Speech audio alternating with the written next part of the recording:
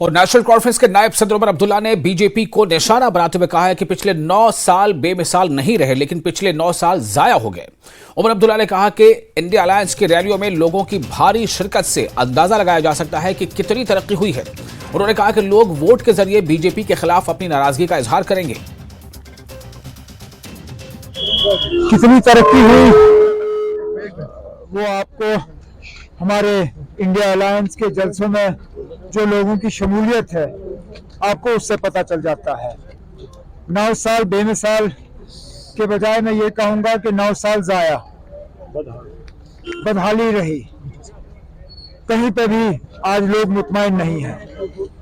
कठुआ से लेके कुपवारा तक लोग परेशान हैं, मायूस हैं और उस दिन का इंतजार कर रहे हैं कि कब वोट के जरिए वो अपनी नाराजगी का इजहार कर सके।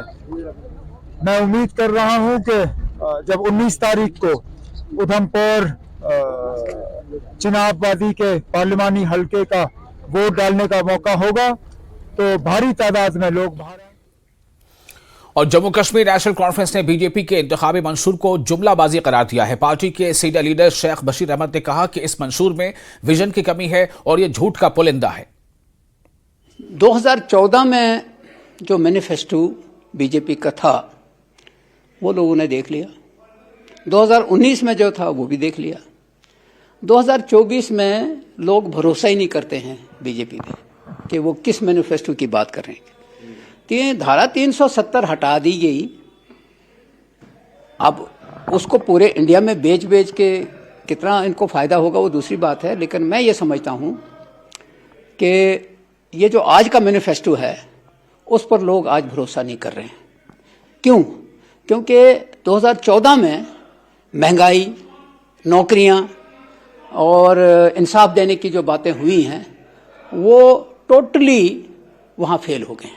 महंगाई रोक नहीं सके, नौकरियां दे नहीं सके, बल्कि नौकरियों के एवेन्यूज जो हैं वो श्रिंक कर दिए गए। और जम्मू कश्मीर कांग्रेस के सीनियर नायब सदर और चीफ तर्जुमान रविंदर शर्मा ने बीजेपी की तरफ से जारी करदा इंतखाबी मंशूर पर तनकीद की है। उन्होंने कहा कि जम्मू कश्मीर के लोग तवक्को कर रहे थे कि रियासत की बहाली के बारे में कुछ जिक्र किया जाएगा और असेंबली इंतखाबात के इनेकाद के बारे में कुछ होगा, मगर ऐसा कुछ नहीं हुआ। उन्होंने कहा कि इस संकल्प पत्र की कोई समत नहीं है और यह सिर्फ झूठ का पुलिंदा है और सिर्फ जुमलाबाजी है।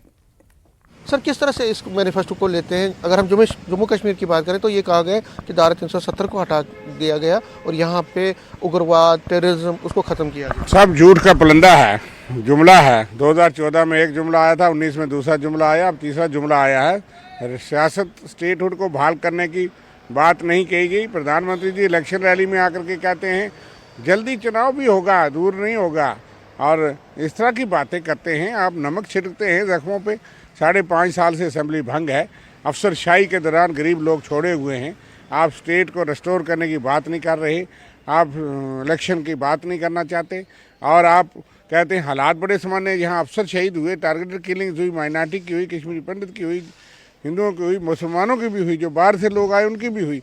और उसके बाद हालात जो है वो आप देश को बताते हैं। अगर हालात अच्छे होते तो चुनाव असेंबली का पहले हो जाता, पार्लियामेंट से क्यों नहीं 5.5 साल से हुआ। और राज्य का दर्जा जो है एक बहुत बड़ी बात है। हमारी ज़मीन और नौकरी के अधिकार जो है वो छिन गए। लद्दाख जो है वो इस वक्त बॉर्डर की मार्च कर रहा था, उसको 144 लगा करके आपने फेल किया। वो लोग मर व्रत पे हैं।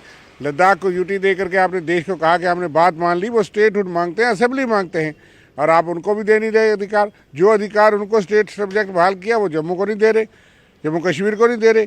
इसलिए जम्मू कश्मीर के लोग नाराज़ हैं। दौड़े बार 3 बार प्रधानमंत्री आए हैं 1 महीने के अंदर।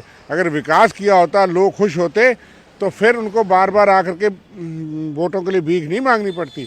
इसलिए मैं ये कह दूं कि दोनों कैंडिडेट उनके हारेंगे और बड़ी शिकस्त होगी भारतीय जनता पार्टी को जम्मू रीजन के अंदर। कश्मीर का तो उनका है ही कुछ नहीं, वो तो छोड़ दीजिए। इंडिया